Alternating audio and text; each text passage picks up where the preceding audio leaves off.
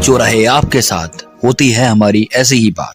UP 100 news. आपके अपने शहर सिधौली में खुल गई है 99 की नई दुकान। यदि मोटरसाइकिल को देना चाहते हैं नई जिंदगी, वो भी कम पैसों में, तो यह मौका है सिर्फ आपके लिए। आपके अपने शहर सिधौली में खुल गई है Hasim Mansuri motorcycle workshop and auto parts की पुरानी दुकान अब नई जगह पर। पुराने विश्वास के साथ हासिम मंसूरी की दुकान खुल गई है नेशनल हाईवे पर प्रेमनगर में काली माता मंदिर के सामने। होली तथा ईद के अवसर पर इस दुकान में चल रहा है नया डिस्काउंट ऑफर। मोटरसाइकिल की सर्विस होगी 25 से 40% के डिस्काउंट में। साथ ही गाड़ी की वॉशिंग और पॉलिश की जाएगी एकदम फ्री। ऑफर ईद तक लागू है, तो अब देर किस बात की। ऑफर का लाभ उठाने के लिए आज ही पहुँचे Hasim Mansuri motorcycle workshop and auto parts, जिसके प्रोपाइटर है आसिफ उर्फ बबलू। इनका पता है काली माता मंदिर के सामने, जीटी रोड, सिधौली। जम्मू के पहलगाम में हुए आतंकी हमले के पीछे किसकी थी साजिश, लेकिन किसान नेता के बड़े आरोप। जम्मू के पहलगाम में हुए आतंकी हमले ने समूचे देश को झकझोर कर रख दिया। आतंकवादियों ने धर्म पूछकर पर्यटकों को गोली मारी, जिसमें करीब 27 लोगों की मौत हुई थी तथा कई लोग गंभीर रूप से घायल भी हुए थे। घटना के बाद पूरे देश में आक्रोश का माहौल व्याप्त है। कई जगहों पर लोगों द्वारा पाकिस्तान व आतंकवाद का पुतला भी फूंका जा रहा है। देश के प्रधानमंत्री नरेंद्र मोदी से लेकर विपक्ष में बैठे नेता तक इस घटना की आलोचना कर रहे हैं। निहत्थे पर्यटकों पर जिस प्रकार से गोलीबारी करके उनकी निर्मम हत्या की गई, उससे सुरक्षा व्यवस्था पर भी अब सवाल उठने लगे हैं। जम्मू के पहलगाम में हुए आतंकी हमले के बाद कई अन्य देश भी आतंकवादियों तथा पाकिस्तानियों द्वारा किए गए कायराना आतंकी हमले की निंदा कर रहे हैं। विपक्ष से लेकर सरकार तक में बैठे हर बड़े नेता व सामाजिक संगठनों से जुड़े लोग इस घटना का विरोध कर रहे हैं। पूरा देश एकजुट होकर आतंकवाद के खिलाफ खड़ा दिखाई दे रहा है। हमले के बाद देश के प्रधानमंत्री नरेंद्र मोदी ने सुरक्षा समिति के साथ बैठक कर पाकिस्तान के खिलाफ कई बड़े फैसले लिए, जिसमें कई पुरानी संधियों को निलंबित किया गया है। इस हमले में तकरीबन 27 लोग मारे गए थे तथा दर्जनों लोग घायल हुए। जम्मू के पहलगाम में हुए इस हृदय विदारक घटना ने अपने पीछे कई सवाल भी छोड़े हैं। जहां एक तरफ पूरा देश इस घटना के बाद शोक व गुस्से में है, वहीं दूसरी तरफ इस घटना को लेकर अब सवाल भी उठाए जाने लगे हैं। दरअसल जम्मू के पहलगाम में आतंकवादी हमला हुआ, जिसमें धर्म पूछकर लोगों को गोली मारी गई, जिसमें करीब 27 लोगों की मौत हुई।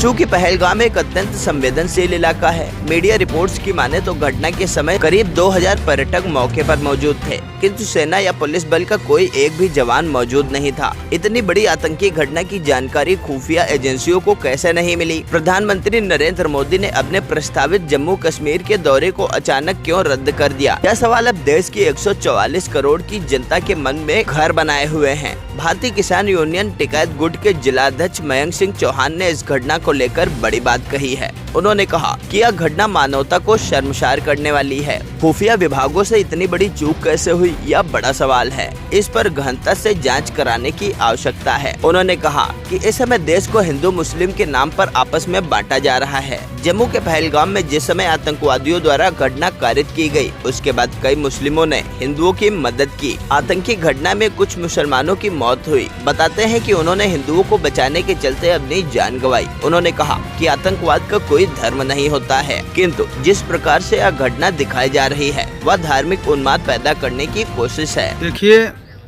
बहुत ही निंदनीय है, बहुत ही कायराना है जिस तरीके से वहाँ पर हत्याएं की गई हैं, और उसके लिए हम लोग बहुत दुखी हैं। और हमारे राष्ट्रीय अध्यक्ष जी और राष्ट्रीय प्रवक्ता जी ने सभी किसान साथियों से अनुरोध किया है कि 7:30 बजे से 8 बजे के बीच हम लोग पूरे देश में एक कैंडल मार्च निकालेंगे और एक एक दिया हर घर में जलाया जाएगा, और उनकी आत्मा की शांति के लिए हम लोग श्रद्धांजलि अर्पित करेंगे। और ईश्वर से यही प्रार्थना है कि सभी वहाँ पे जो मारे गए पर्यटक हैं उनको अपने चरणों में स्थान दे। कहीं ना कहीं ये बहुत बड़ी साजिश का इशारा है, क्योंकि देश में जो चल रहा है, जैसे 16 तारीख को शायद कश्मीर का दौरा था, और 17 तारीख को राष्ट्रपति से मिलकर उन्होंने दौरा कैंसिल किया, और उसके बाद अमित शाह और नड्डा जी की जो मीटिंग होती है उसमें कहा जाता है कि कश्मीर में कुछ बड़ा होने वाला है, और उसके बाद 5 दिन बाद ये बहुत बड़ी घटना हो गई। तो कहीं ना कहीं बहुत बड़ी साजिश की तरफ ये इशारा हो रहा है। और हम ये चाहते हैं कि साजिश का खुलासा हो। जो नरेंद्र मोदी जी हैं, उनकी छवि जो 2014 में थी, जो पुलवामा हमला हुआ था, उसमें आप सभी लोग जान रहे हो, उस समय नरेंद्र मोदी जी को बहुत बड़ा एक बनाया गया, शक्तिमान के रूप में पेश किया गया। आज 2019 में जो उनकी छवि गिरी, उसमें बहुत भारी गिरावट आई, और आज भी आप लोग जान रहे हो कि कितनी उसमें गिरावट आ चुकी है। लेकिन उस गिरावट के बाद आज जो ये हमला हुआ है, जो 22 तारीख को हमला हुआ है, इस हमले की आड़ में कहीं ना कहीं मोदी जी की छवि को बहुत ही बढ़ा चढ़ाकर पेश किया जाएगा। लेकिन अगर विचार करोगे, सोचोगे, तो कहीं ना कहीं इसमें बहुत बड़ी साजिश है, क्योंकि देश का मामला है, बहुत सेंसिटिव मामला है। और जो ये घटना करी गई है, आप खुद विचार करिए, वहाँ के जो लोग हैं, ये तो हिंदू मुस्लिम तो किया जा रहा है पार्टी की तरफ से और गोदी मीडिया की तरफ से, लेकिन ये हिंदू मुस्लिम का मामला नहीं। हिंदू मुस्लिम का अगर मामला होता तो वहाँ लोकल का जो मुस्लिम है, उसने इतनी मदद करी है, अगर वो लोग ना होते, उनकी वजह से काफ़ी लोगों की जान बचाई गई। लेकिन आप ये सोचिए कि पहलगाम ऐसा अति संवेदनशील एरिया है, अमरनाथ की यात्रा होती है, वहाँ पर हमेशा चाक चौबंद सुरक्षा व्यवस्था रहती है। उस जगह पर अगर 2-3 हज़ार लोग एकत्रित हैं और उसके बाद भी वहाँ सुरक्षा व्यवस्था नहीं है और लोग मारे गए, तो कहीं ना कहीं बहुत बड़ी साजिश का इशारा है। जो लोग ये कह रहे हैं कि धर्म पूछ कर किया गया, धर्म पूछ कर मारा गया है, देखिए, ना सब हिंदू गलत होते हैं, ना सब मुसलमान गलत होते हैं। अगर धर्म पूछ कर मारा गया है तो शायद 2-3, हमको लग रहा है 2-3 मुस्लिम भी उसमें मारे गए हैं, बचाने के चक्कर में, उन्होंने हिंदुओं को बचाने के चक्कर में शायद वो भी मारे गए हैं। धर्म पूछ कर इसलिए मारा जाता है, कभी ना कभी ये साजिश होती है दहशतगर्दों की, आतंकवादियों की, कि धर्म पूछ कर जब मारोगे तो एक संदेश जाएगा देश में कि हिंदुओं को कोई टारगेट किया तो हिंदू मुस्लिम से नफ़रत करे।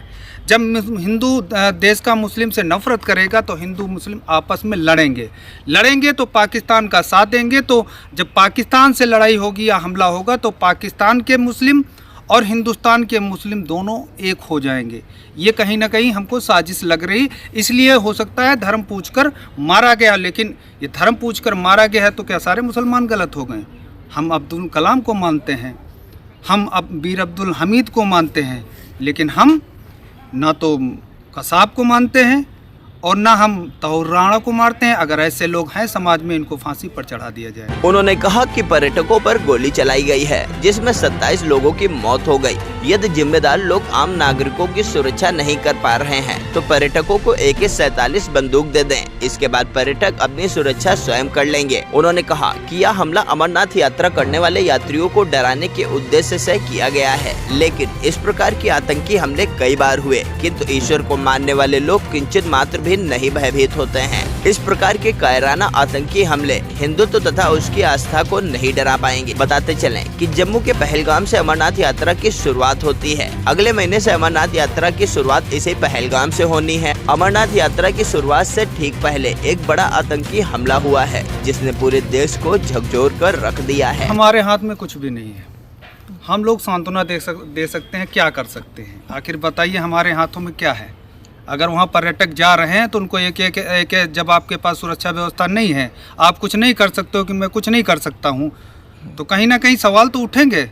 सवाल तो फौज पर भी उठाए जा रहे हैं, सवाल तो पुलिस पर भी उठाए जा रहे हैं कि 1.5 घंटा 2 घंटा वहाँ पर जो लोग वहाँ के बयान दे रहे हैं, जो लोग वहाँ पे कह रहे हैं कि अगर मौके पर पुलिस आ जाती तो हमारे भाई की जान बच जाती, हमारे बेटे की जान बच जाती, पुलिस पहुँच रही है, मिलिट्री पहुँच रही है, तो बहुत सवाल उठेंगे। और रही बात सांत्वना देने की, हम लोगों के पास कोई और रास्ता नहीं है। अगर पर्यटक आप सुरक्षा नहीं दे सकते हो तो सबको AK-47 दे दो कि अपनी सुरक्षा अपने आप करो, ठीक है। अगर वहाँ पे वो लोग मारे गए हैं तो हम लोग मजबूर हैं, हम लोग कुछ नहीं कर सकते। अगर हमें इशारा मिले कि तुमको लड़ना है, तुम लोग लड़ो चल के, तो हमको भी हथियार पकड़ा दीजिए, हम लोग चले जाएं। लेकिन हम यहाँ सांत्वना इसलिए दे रहे हैं क्योंकि वो हमारे भारत के हैं, हमारे देशवासी हैं, तो इसलिए हमारे, चाहे वो हिंदू हो चाहे वो मुसलमान हो, हमारे देश के हैं, तो हमारा फ़र्ज़ बनता है उनके प्रति हमारे भी दो आंसू गिरे और हम भी उनके लिए एक श्रद्धा सुमन अर्पित करें, ईश्वर से प्रार्थना करें वो अपने चरणों में स्थान दें। जहाँ पर हमला हुआ पहलगाम, बहुत ज़्यादा सेंसिटिव इलाका, अति संवेदनशील इलाकों में से एक है पहलगाम। यहाँ से अभी कुछ महीने बाद, 2 महीने बाद समथिंग अमरनाथ यात्रा की शुरुआत होनी है। अमरनाथ यात्रा की शुरुआत से ठीक पहले इस प्रकार से हमला हो जाता है, तो क्या अमरनाथ यात्रा करने वाले यात्रियों को डराने के उद्देश्य से यह हमला हुआ? बिल्कुल हो सकता है। इतिहास में आप जाएंगे पीछे तो बहुत बहुत बड़े हमले हुए हैं, लेकिन फिर भी जो हमारी श्रद्धा है, श्रद्धा भक्ति है, उसके आगे फीकी पड़ जाती है। वहाँ पर डर नहीं रहता। लोग जो ईश्वर में आस्था रखते हैं वो डरते नहीं, वो जरूर जाते हैं। डराने की कोशिश बहुत बार पाकिस्तान के द्वारा करी गई है, लेकिन हिंदुस्तान के लोग डरे नहीं, ना आप पहले डरे ना आज डरे। लेकिन कहीं ना कहीं फेलियर सरकार का भी है और वहाँ के प्रशासन का भी है, इसको जरूर देखना पड़ेगा। उन्होंने कहा कि सुरक्षा एजेंसियों तथा खुफिया एजेंसियों की बड़ी चूक की वजह से यह दुखद घटना देश को झेलनी पड़ी है। खुफिया एजेंसियों की चूक की वजह से पुलवामा में देश ने अपने कई जवानों को गंवाया था। आज उसी खुफिया एजेंसियों की चूक की वजह से देश ने अपने निर्दोष 27 नागरिकों को गंवा दिया। उन्होंने कहा कि पुलवामा में सुरक्षा एजेंसियों की चूक की वजह से भारी मात्रा में RDX आया था। यह भारत कैसे पहुंचा तथा यह घटना कैसे घटी थी, अभी तक इसकी जांच नहीं हो पाई। एक बार फिर से खुफिया एजेंसियों की चूक की वजह से देश ने अपने 27 नागरिकों को खो दिया है। भविष्य में यदि कभी सरकार बदलती है और इस मामले की पुनः जांच करवाई जाती है तो हो सकता है कि नतीजे कुछ और निकल कर सामने आए। उन्होंने इस घटना में सुरक्षा एजेंसियों की बड़ी चूक की बात कही है। बिल्कुल चूक है। पुलवामा में जैसे हुआ, पुलवामा की जो घटना हुई बहुत बड़ी घटना हुई, इतना RDX कहाँ से आ गया? कहीं ना कहीं वो इशारा आप भी जान रहे हो, सभी लोग, और आज भी उस पर सवाल उठाए जा रहे हैं। हो सकता है सरकार बदले, कोई दूसरी सरकार आए, जांच कराए तो उसका कुछ नतीजा और निकले, तो इस पर भी सवाल उठेंगे। और सवाल इसलिए उठेंगे जब आप पहलगाम एक अति संवेदनशील है, सारा देश जान रहा है, और वहाँ की सुरक्षा व्यवस्था इतनी चाक चौबंद है कि परिंदा भी पर नहीं मार सकता है। और वहाँ आकर दहशतगर्द आके, आतंकवादी आके, 4-5 आतंकवादी आके और सबको मतलब धर्म पूछ के मार रहे हैं और समय दे के मार रहे हैं, उसके बाद फरार हो जा रहे हैं। अभी तक वो पकड़े भी नहीं गए हैं, तो कहाँ चले गए, कहाँ गायब हो गए? ज़मीन निकल गई, आसमान निकल गया। उनके नाम पर तो बहुत निर्दोष मारे जाएंगे, ये भी होगा देश में। लेकिन अगर ये हुआ है तो इसका खुलासा होना चाहिए, लेकिन खुलासा करेगा कौन? खुलासा कोई नहीं करेगा। इसमें एक इमेज बनाई जाएगी, जैसे अभी मीडिया वाले हिंदू मुस्लिम के अलावा, जबकि बहुत से बयान आपने अभी देखे होंगे जब लोग मुसलमान वहाँ का प्रदर्शन कर रहा है, हिंदू मुस्लिम भाई भाई बोल रहा है। आज की समय की जो स्थिति है, हम पहले की नहीं बता रहे पहले क्या हुआ, लेकिन इस समय जो वहाँ विकास की धारा बह रही थी, लोग पर्यटक जा रहे थे, तो कहीं ना कहीं रोजगार से जुड़ा भी मामला था, वो लोग, उनका भी परिवार चल रहा था। तो सारे एकजुट होकर आज आवाज़ उठा रहे हिंदुओं के लिए भी, लेकिन ये मीडिया नहीं दिखाता है। उन्होंने कहा कि अंतर्राष्ट्रीय स्तर पर आतंकवाद खत्म करने की जरूरत है। इस घटना के बाद लगभग सभी देशों ने भारत के पक्ष में बयान दिए तथा आतंकवाद की निंदा की है। हमारे सबसे बड़े दुश्मन चीन ने भी इस कायराना आतंकी हमले की निंदा की है। उन्होंने कहा कि जब तक देश में हिंदू मुस्लिम के नाम की राजनीति खत्म नहीं होगी, तब तक आतंकवाद का खात्मा नहीं होगा। आतंकवाद को खत्म करने के लिए पहले हिंदू मुस्लिम के नाम पर लोगों को बांटना बंद करना होगा, जिसके बाद आतंकवाद अपने आप समाप्त हो जाएगा। देखिए, अब विदेश नीति में तो खैर कुछ मामलों में तो सरकार ने अच्छे काम किए हैं। जो अच्छे काम किए हैं, अच्छे काम का मतलब ये नहीं है कि हम बेरोजगारी को भूल जाएं, महंगाई को भूल जाएं। बहुत सारे ऐसे मुद्दे हैं जिनसे ध्यान भटकाने के लिए बहुत सारी चीज़ें करी जाती हैं कि इन पर बात ना करी जाए। अंतर्राष्ट्रीय स्तर पर जो भी, जैसे लगभग हमको लग रहा है सभी देशों ने भारत का समर्थन किया इस कायराना हमले के लिए। चीन जो इतना बड़ा हमारा दुश्मन है, उसने भी ये इस बात के लिए कहा है कि निंदनीय है। आतंकवाद को रोकने का सिर्फ एक ही तरीका है, और वो तरीका ये है कि जब तक हिंदू मुस्लिम एक होके इस देश में काम नहीं करेगा, ये जो नफ़रत के बीज बोए जा रहे हैं, इन बीजों को उखाड़ के फेंकना पड़ेगा। जब तक ये बीज उखाड़े नहीं जाएंगे, ये आपसी सहमति नहीं बनेगी और आपसी जो सौहार्द होता है हिंदू मुस्लिम का, अगर वो नहीं बनेगा तब तक ना तो ये आतंकवाद ख़त्म होगा। और जो विश्व गुरु कह रहे हैं, विश्व गुरु ऊपर से तो नहीं है लेकिन नीचे से भरे हो गए होंगे। विश्व गुरु तो कहीं पे नहीं है। विश्व गुरु की जो चर्चा होती देश में, तो विश्व गुरु तो ये कभी जीवन में नहीं बन पाएंगे। क्या है हमारे पास? आज चीन कहाँ पहुँच गया? जो हमारे बाद आज़ाद हुआ वो कहाँ पहुँच गया?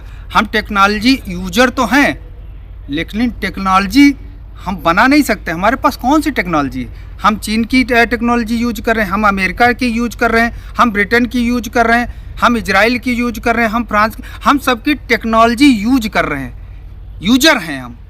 लेकिन हमने कोई ऐसा काम किया है या हमने ऐसी कोई टेक्नोलॉजी बनाई है जो भारत में बन रही हो?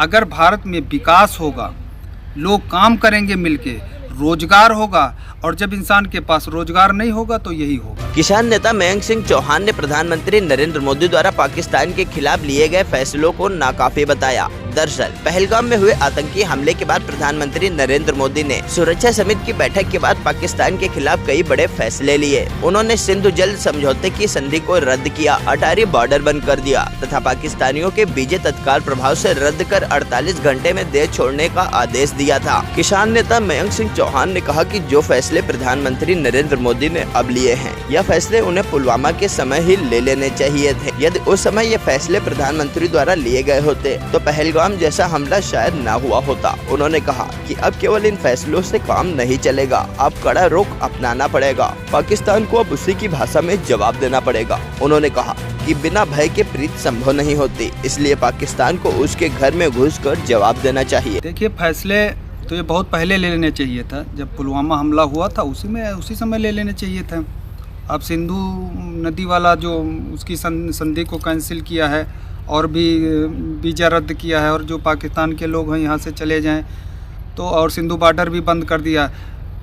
ठीक है, लेकिन इससे नहीं होगा। एक बार कुछ न कुछ करना पड़ेगा और उसकी कीमत हिंदुस्तान को भी चुकानी पड़ेगी और पाकिस्तान को भी चुकानी पड़ेगी। जब तक आप जैसे कहते हैं भय बिन प्रीत नहीं होती, जब तक आपके अंदर डर नहीं होगा तब तक प्यार भी नहीं होगा। अब पाकिस्तान जब तक हिंदुस्तान से डरेगा नहीं तब तक ये चीज़ें ख़त्म नहीं होंगी। और डर कायम करने के लिए हिंदुस्तान को कुछ ना कुछ तो करना पड़ेगा और बड़ा करना पड़ेगा। ये नहीं है कि वह मतलब ये स्ट्राइक कर दी, एयर स्ट्राइक कर दी और मीडिया में उसको बढ़ा चढ़ा के दिखा दिया गया कि नहीं हम ये करने जा रहे हैं और मिल के कर दिया। वो नहीं, कुछ बड़ा करना पड़ेगा। जैसे पीओके है, पीओके पे हमला करो, उसको अपने उसके अंडर में लो, अपने जो भारत का हिस्सा अभिन्न अंग है उसको भी अपने उसमें लो। ये सब करना पड़ेगा और पाकिस्तान से हर मुद्दे पर दूरी बनानी पड़ेगी। जब तक वो अपनी ये जो दहशतगर्द हैं वहाँ पर जो आतंकवाद के जो वो बनाए गए हैं वो सब ख़त्म नहीं करते हैं, आतंकवाद को ख़त्म नहीं करते, और जो भी हमारे देश के मुजरिम जो छुपाए बैठा है, हाफिज सईद जैसे लोगों को, दाऊद जैसे लोगों को, वो हमारे भारत को उसको सौंपे, तब हमारे बीच में भाईचारा कायम होगा और न अन्यथा कोई और रास्ता नहीं है। एक आखिरी सवाल, पहलगाम में हमला हुआ, वहाँ पर सेना के कोई भी अधिकारी मौजूद नहीं थे, कोई पुलिस बल मौजूद वहाँ पर नहीं था। इसको कैसे देखते हैं? क्या ये कोई इत्तेफाक है, बड़ी चूक है या कोई बड़ी साजिश है? देखिए, हम अपने भारत की जो मिलिट्री है, हम जय जवान जय किसान का नारा बोलते हैं, तो हम अपने देश की मिलिट्री पर सवाल नहीं उठा सकते। एक संस्थान समझ लीजिए, या जैसे बहुत से देश में संस्थान है, सब करप्ट हैं, सारी एजेंसियां करप्ट हैं, लेकिन हम मिलिट्री के ऊपर सवाल नहीं उठा सकते। आज पूरी मिलिट्री देश का जो जवान है उसने देश को बचा के रखा है। क्या कारण है जो आज उसके ऊपर भी सवाल उठाए जा रहे हैं? तो कहीं ना कहीं हमको लग रहा है, हो सकता है इत्तेफाक हो, और इसकी भी जांच होनी चाहिए। किसी के ऊपर मैं सवाल उठा सकता हूं, लेकिन अपने देश की सेना के ऊपर मैं सवाल नहीं उठा सकता, क्योंकि देश की अगर सेना ना होती तो आज हम लोग ना होते। तो देश की सेना पर तो सवाल उठाने का कोई मतलब नहीं, लेकिन कहीं ना कहीं अगर देरी हुई है 1.5 से 2 घंटे, जो बयान वहाँ पे आ रहे हैं, 1.5 से 2 घंटे की देरी वहाँ पे हुई है, अगर वो सेना पहुंच जाती या पुलिस पहुंच जाती समय से तो काफ़ी लोगों को वहां पे बचाया जा सकता है। देर से न जाने का कारण क्या है, कौन सा ये गुप्त रहस्य, किस बात को छुपाया जा रहा है, इसकी जांच जरूर होनी चाहिए। दरअसल पहलगाम में 22 अप्रैल को पर्यटकों पर हुए आतंकी हमले में करीब 27 लोग मारे गए थे। इसके बाद आतंकी हमले में शामिल संदिग्ध स्थानीय आतंकियों के खिलाफ अब बड़ा अभियान चलाया जाने लगा है। पुलवामा में जैश ए मोहम्मद के आतंकी एहसान उल हक के घर को मिट्टी में मिला दिया गया। पहलगाम हमले को कुछ दिन बीत चुके हैं, लेकिन भारत और पाकिस्तान के रिश्ते हर बीतते दिन के साथ और ज्यादा तनावपूर्ण बनते जा रहे हैं। भारत सरकार साफ कर चुकी है कि आतंकवादियों को बख्शा नहीं जाएगा। ऐसे में किसी बड़े हमले की सुगबुगाहट भी तेज हो गई है, किंतु देश के लोग प्रधानमंत्री नरेंद्र मोदी व रक्षा मंत्री राजनाथ सिंह से सवाल कर रहे हैं कि आखिर पाकिस्तान को उसकी भाषा में जवाब कब दिया जाएगा। पहलगाम में आतंकी हमले को हुए आज करीब 10 दिन बीत चुके हैं, किंतु जिस प्रकार से देश प्रधानमंत्री नरेंद्र मोदी की तरफ उम्मीद लगाकर बैठा है कि पाकिस्तान के खिलाफ कोई सर्जिकल स्ट्राइक या एयर स्ट्राइक की तरह इस बार भी कोई कड़ा रुख अपनाया जाएगा, किंतु अभी तक इस प्रकार की कोई कार्रवाई देखने को नहीं मिली है। फिलहाल पहलगाम में हुए आतंकी हमले के बाद लोग शोक व गुस्से में हैं तथा लगातार पाकिस्तान व आतंकवाद के पुतले फूके जा रहे हैं। सीतापुर से मोहम्मद बैस व हिमांशु शुक्ला के साथ ब्यूरो रिपोर्ट, सीतापुर।